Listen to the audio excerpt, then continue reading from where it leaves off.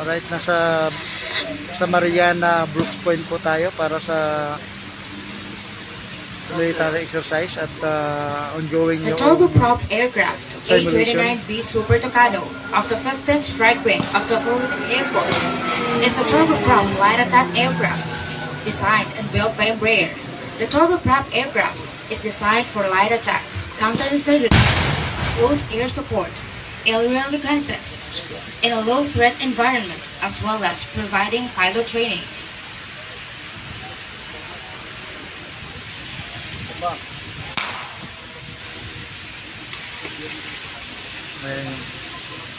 Roger out. Leo, Roger out.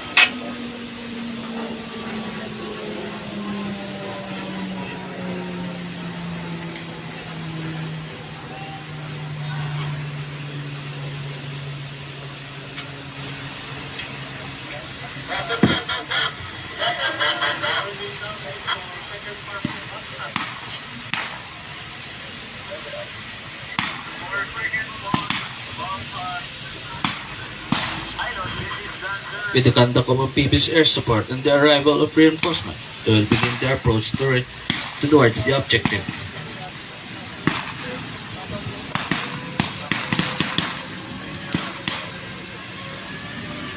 We are now witnessing the amphibious mechanized assault of troops to the objective, wherein main efforts aboard the amphibious assault vehicles act as field observer for indirect fires. Elements of the 6th Marine Battalion are now moving in to clear the objective. These marine elements are now maneuvering and conducting close quarters combat as they move in to take the objective.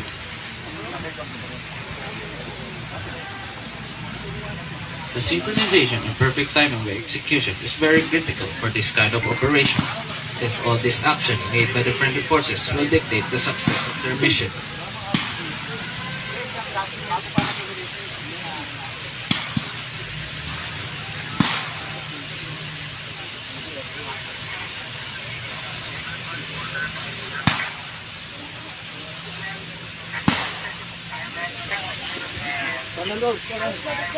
An amphibious assault is launched from the air to sea by an amphibious force embarked on ships or crafts to land the landing force.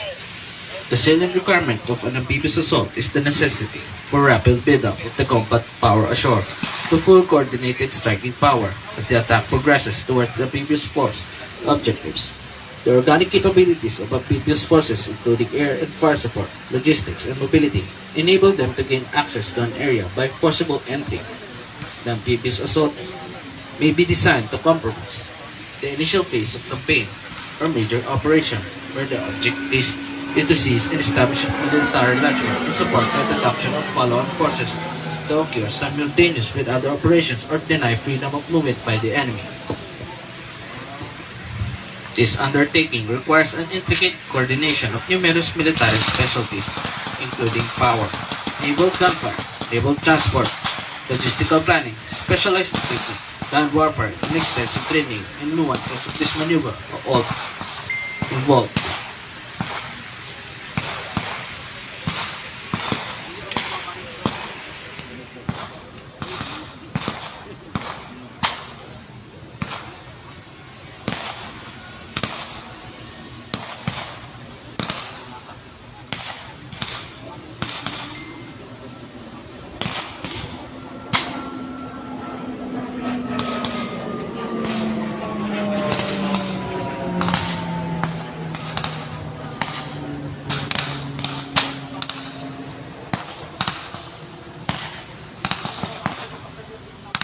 Now the assaulting team moves forward closer to the objective in an alternate manner. This action prevents the early and unexpected engagements.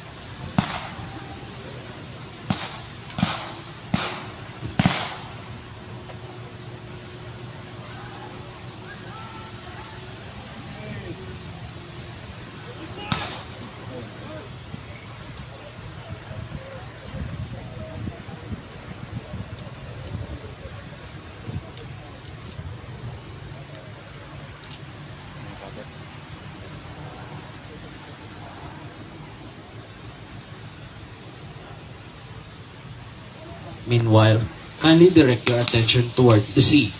The ships that you see few thousand yards seaward are two of the landing craft ships of the Philippine Navy. The two landing craft ships are carrying the elements of Marine Battalion Landing Team 4 together with the 84th Marine Reservists to conduct the amphibious assault as follow-on forces to reinforce the main efforts in order to hold strong position while the offensive operation is ongoing.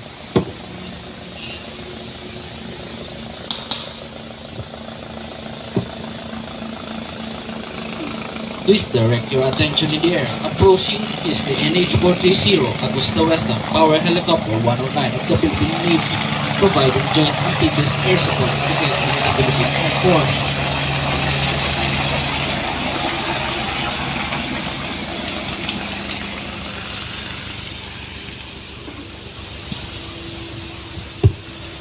The AW-109 power helicopter of the Philippine Navy are used for a range of naval missions, including surface surveillance, search and rescue, and maritime security. It has an endurance of 2 hours and 30 minutes, maximum cruising speed of 168 knots, cruising speed of 120 knots, with mission equipment of weather search radar, searchlight global positioning system, cargo and rappelling hooks, foldable leader, night vision goggles. It can withstand impact, emergency landing, and deployable life crafts. Its capabilities include maritime air surveillance and downlink capability, limited maritime interdiction operations, amphibious air support operations, support to overall horizon targeting, aeromedical evacuation, vertical replenishment, humanitarian assistance and disaster response. Its armaments include 2 rocket machine gun pad capable of day and night delivery, 2.75 high explosive rockets with a maximum range of 10,426 meters and maximum load of 3 rounds per pad, 50 caliber with a maximum range of 6,500 meters, effective range of 1,800 meters, and maximum load of 250 rounds.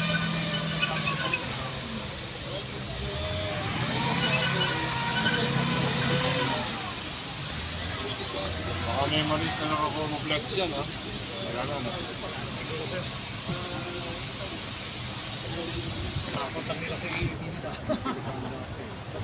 Sir, tingin na nilang Amerikano to sir. No-go yung 1. overcraft nila sir. MBLT-4 history as part of follow-on forces. One of the participants as follow-on forces for the amphibious operations is the Marine Battalion Landing Team 4 of the Philippine Marine Corps. The MBLT-4 was officially activated on 7th November 1974 by the Lieutenant Colonel Eduardo Ticabande, Philippine Navy Marines, and its commanding officer. It was immediately deployed to Zamboanga City at Olotanga Island on December 1974. The pioneers of the unit experienced their first baptism of fire while conducting an inland operation in Basilan. From then on, these units conducted a series of amphibious landing and search-destroy operations that were marked by bloody encounters with heavy armed secessionist forces in Zamboanga, Basilan, Sulu, and Tawi-Tawi. MBLT-4 was then moved to southern Palawan under 2nd Marine Brigade and conducted series of ground operations in Palawan mainland together with the 6th Marine Battalion under 2nd Marine Brigade and inflicted heavy casualties in their adversaries. The unit subsequently maintained security duties in Kalayaan Island Group.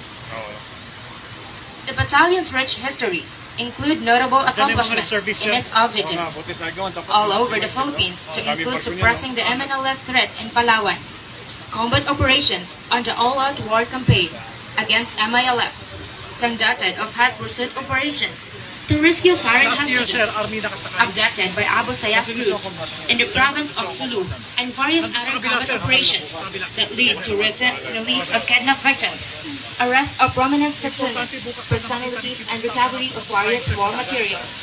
Para makita niya yung hindi ka naman ganun kalaki. Nothing to worry about. Balikan niya sa nothing. Anong yan? 105 sir. The landing craft utilities are primarily utilized for sea-lift operations and capable of loading, transporting, and unloading of an optimum 160 tons of combined cargoes, land vehicles, and passengers to develop and undeveloped port facilities, including beachheads of amphibious landing operations, smaller than ocean-going, landing ships counts. These vessels are currently used for inter-island transport of AFP maneuver units, as well as for disaster relief operations and conventional amphibious operations. LCUs would be used for administrative landing on established beachheads already captured for an enemy and not designed for landing under our.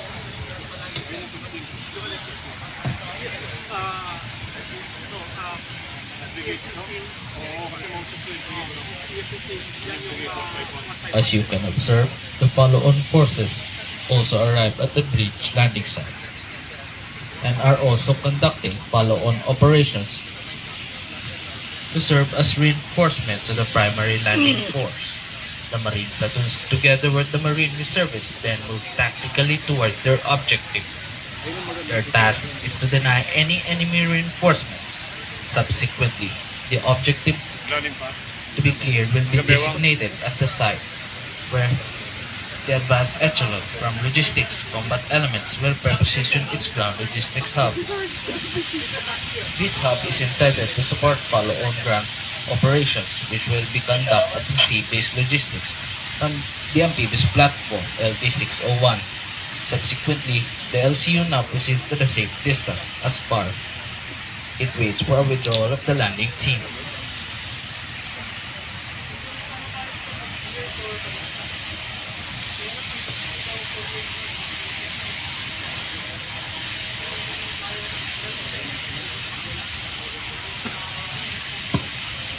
Yung magmamount ng mortar.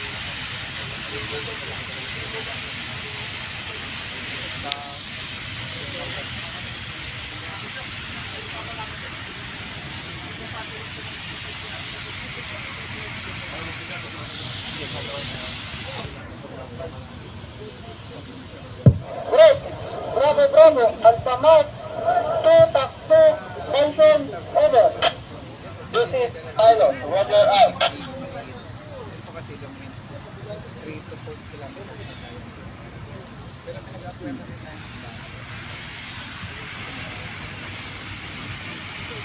Follow-on forces include the Marine Reservists from the 84th Marine Battalion Reserved, with the goal of serving, winning the hearts and minds of the Filipino people, in line with the internal peace and security plan bayanihan of the AFP. The 84th Marine Battalion Reserved is given the opportunity to be integrated in the AFP regular force. They are to augment and reinforce the fleet marine forces of the Philippine Navy in time of war, national emergency or contingency operations, providing personnel, equipment, expertise and operational info, relief of the active forces during peacetime and assistance, humanitarian assistance and disaster relief operations, providing service to the community.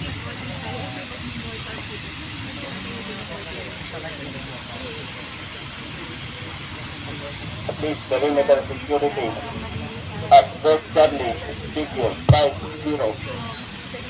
Initial Tasa, The ground commander. Figure 8-22612. Ground commands is support team to occupy advantage position near the objective, provide forward information, cover fire and support to the assaulting team. The blocking team are also positioned to the area where they can preempt enemy reinforcements and escape.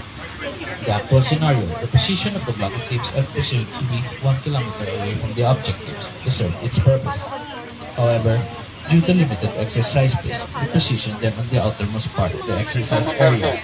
1 Villa, enemy casualty, 7 body count, recovered, 8 assaulted firearms, 10, 3 hand grenades, over. regular service in the Philippines, sila sundalo. Talaga they also perform joint operations sa This barrel is Magnum. Pero in times of peace, usually yung training din sila with our civilian. May meron sila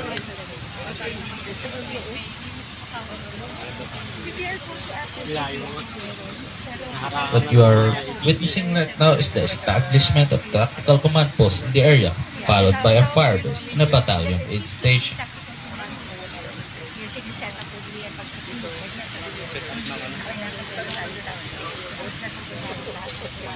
Along with the follow-on forces are the weapons company, the Marine Battalion Landing Team 4, and will subsequently establish fire base in the area using the 181 mortar to provide indirect fire support to assaulting troops.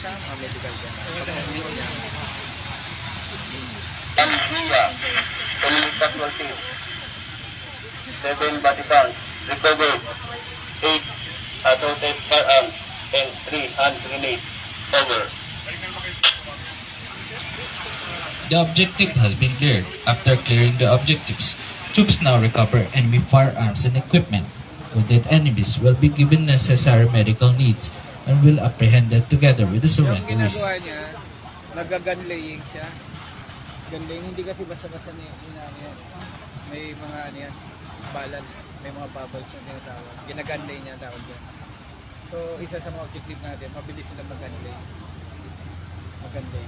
Once the objective has been cleared, the Marine Forces will subsequently establish command Yan o, yung posts in the area, stick na followed tawag by a doon. fire base and a Aiming battalion stick. aid station. Ginagunlay yan, hindi yan basta ilalagay tapos mapuputok. So, ang unang A tactical command may post set yung gunlay is bago developed magbigay ng mga to fire allow control. quick response in case of emergency situations or military incidents. Kailangan mabilis nila. They provide rapidly deployable Yan o, yung mga sheltering solutions that Pinipilit nila, facilitate tas decision sinesenyasan making nila yan. and may coordination. nagsisenyas. ATCP is a planning and monitoring headquarters that can perform continuous operations and must be prepared to deploy at any time to preserve its command and control capability.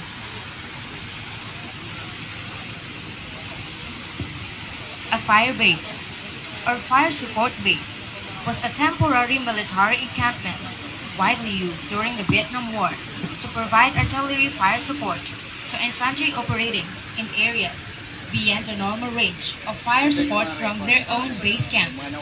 Fire base varies in shape and construction based on the terrain occupied and projected garrison. Their main components usually varies by size.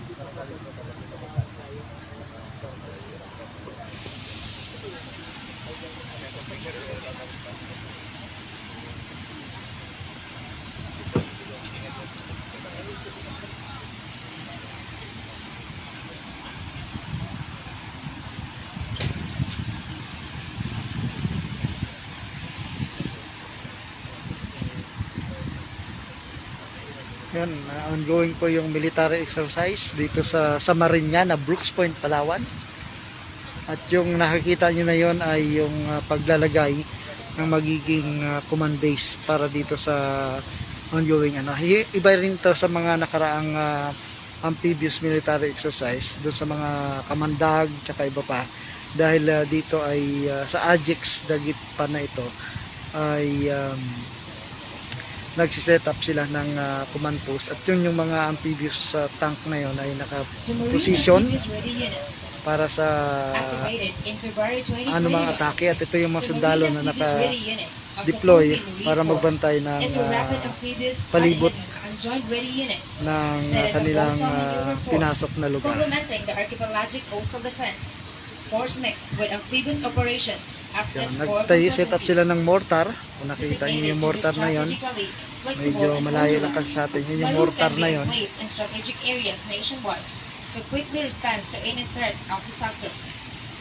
Para support naman doon sa mga sundalo na nag-attack doon sa kinalalagyan ng mga terorista. Yan, yung mga area na pinasok nila dito sa lugar.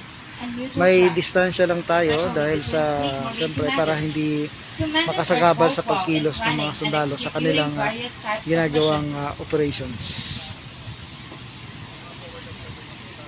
Live po tayo dito sa mismo sa Mariñana, Brooks Point, Palawan.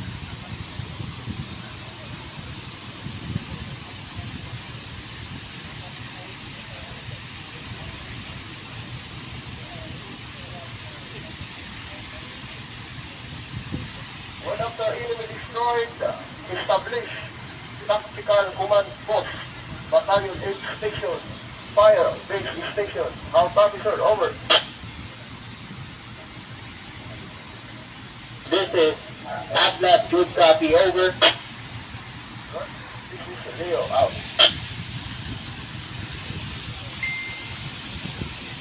Ayun na, itayo na nila yung command base nila para doon sa kanilang simulation ng atake at pagpapasabog At doon this sa juncture, mga a battle handover will now take place among the amphibious landing force to secure the beach landing site.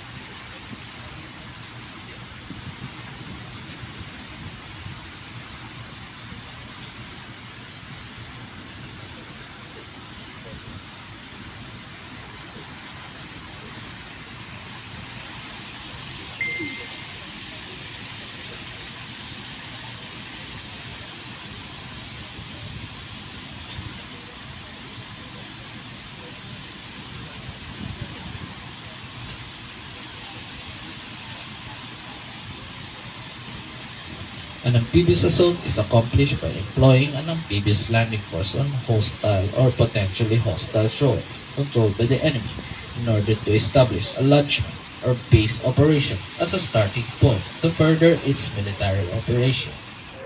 As you observe, these maneuvers and action must be conducted swiftly. Once the mission has been accomplished, the raiding teams have to withdraw immediately.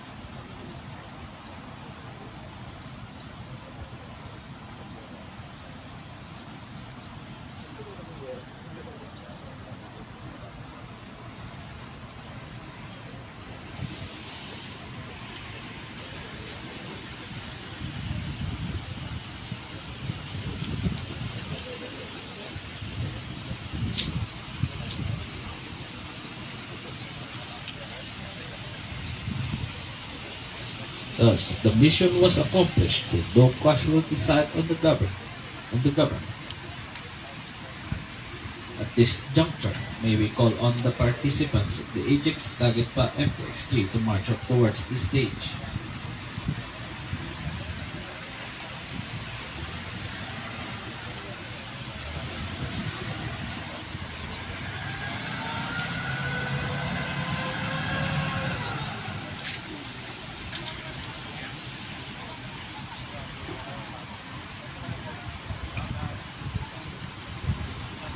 Ayan, patapos na po yung ginawang simulation dito sa pag-atake doon sa kuta ng mga sinasabing kalaban nung dito sa simulation ng military exercise Ajax Dagatpa. O itong ibig sabihin po ng Dagatpa ay dagat,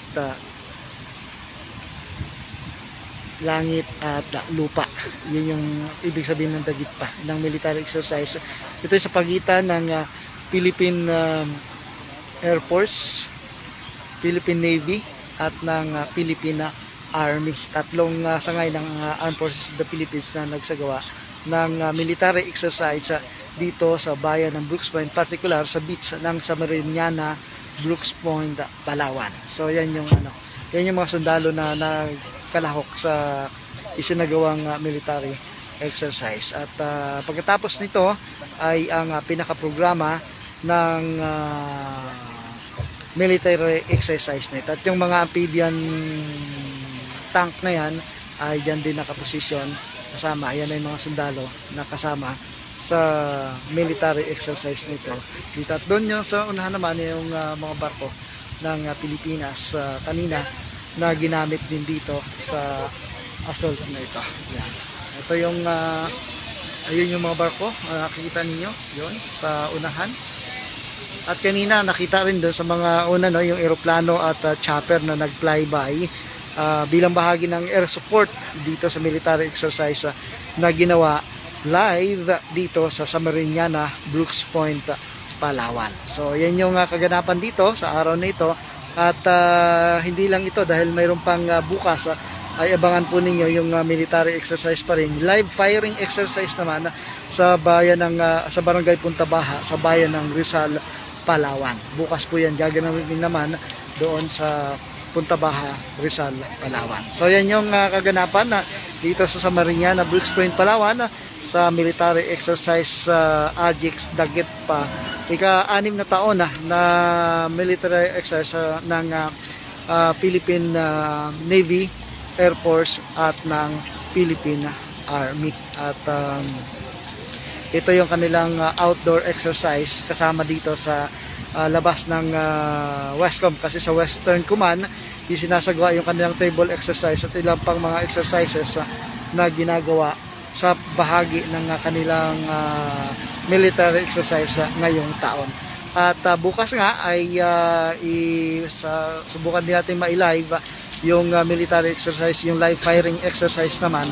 Live po yan na pagpapaputok doon sa Barangay Punta Baja, Rizal, Palawan. Bukas naman ito ay gaganapin sa kanilang lugar. So ayan yung mga gamit ng Armed Forces of the Philippines, yung amphibian tank na yan na nakikita ninyo. 4 po yung nandito ngayon na kanilang inilabas dito sa publiko para makita ng ating mga kababayan dito sa bayan ng Brooks. Medyo kung dati ay medyo nakakalapit yung ating mga kababayan doon sa dito sa area kung saan tayo naroon ngayon, ay yung ano na lamang yung media at nakakasakop dito sa ano na ito, sa yung maaring makalapit dito sa area kung nasaan yung isinasagawang military exercise. Nagtitipon-tipon na po sila para naman sa programa na gagawin dito sa ano na ito. Yan. Yan, ma'am. Ma'am, tapos na?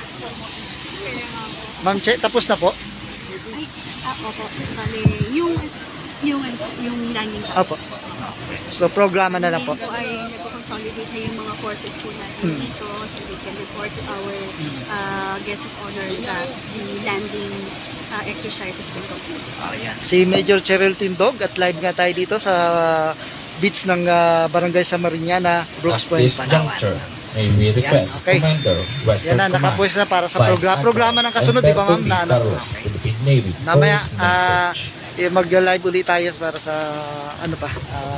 Ito na, si Westcom. Yan natin yung kanyang Magandang umaga sa ating lahat.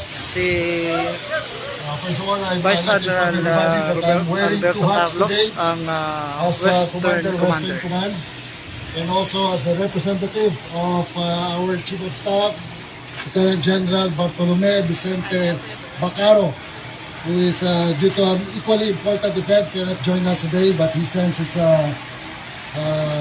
greetings to everybody. So let me start with the greetings, and please bear in mind that the greetings will be coming from the Westcom and the Chief of Staff. Dalawa na para mabilis. First on the list is Rear Admiral Don Anthony Miraflor, the J8, the SPR for this project, for this exercise, and also kambak-kambak nito si Don, being the Naval Forces West, and also Joint Task Force Malampaya before.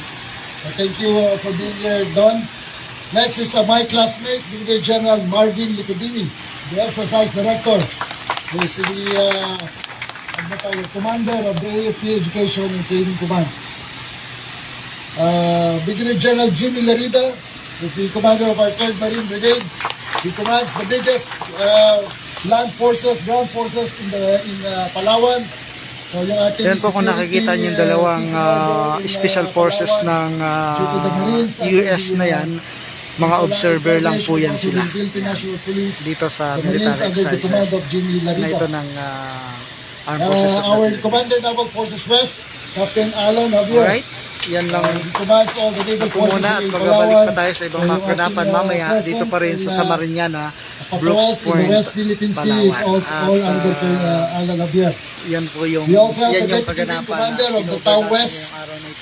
Colonel dito sa Richard Brooks Point, Ramos, Palawan, para right, all the aircrafts military in exercise na Palawan and ginawa also dito for sa Samariñana, HADR, silang Brooks mga Point, in charge Palawan. dyan. Maraming salamat po sa inyo lahat. I also like to acknowledge the presence of the executive agent of this exercise, Colonel Michael Loico, yung